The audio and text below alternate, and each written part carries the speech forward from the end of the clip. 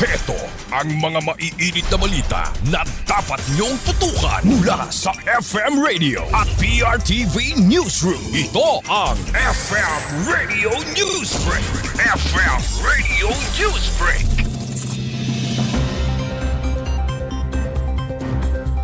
Magandang tanghali mga ka-Vibes, narito na ang mga nagbabagang balita para sa ating FM Radio Newsbreak.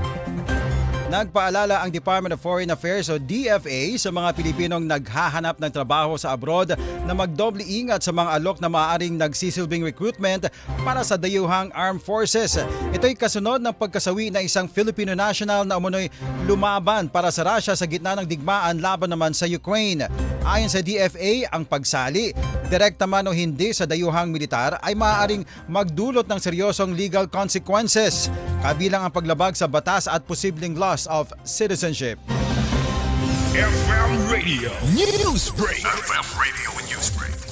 Samantala sa iba pa mga balita, magpapatupad ang Pilipinas at Estados Unidos ng higit 500 military at security activities ngayong taong 2026 bilang pagpapalakas ng kanilang strategic partnership ayon yan sa Philippine Navy. Sinabi naman ni Rear Admiral Roy Vincent Trinidad na inaprubahan ng Mutual Defense Board, Security Engagement Board ang balikatan exercises, maritime cooperative activities, air engagements at export exchanges.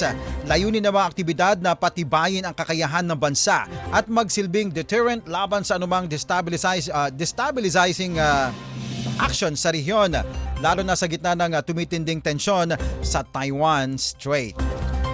FM Radio Newsbreak. FM Radio Newsbreak. At sa ating panghuling balita, naglabas ang San Pablo Regional Trial Court sa Laguna ng panibagong warrant of arrest laban sa negosyanteng si Charlie Atong Ang at 5 iba pa kaugnay sa kasong kidnapping with serious illegal detention na may kinalaman sa pagkawala ng mga sabungero. Kasama sa warrant sila Ryan J. Orapa, Alfredo Uy Andes, Philip Almedilla, Joey Encarnacion at Aaron Isra Cabillan at walang inilaan na piyansa. Patuloy na hinahanap si Ang ng mga otoridad na may nakapatong na 10 milyong pisong reward para sa agarang paghahanap at pagkaaresto sa kanya. FM Radio Newsbreak. FM Radio Newsbreak. At yan mga ka-Vibes ang buong kalipunan ng ating pagbabalita para sa ating FM Radio Newsbreak. Ako po si Cherubim Ganaden. Magandang tanghali. Inyong narinig ang FM Radio Newsbreak dito sa FM Radio, Favorite Music Radio.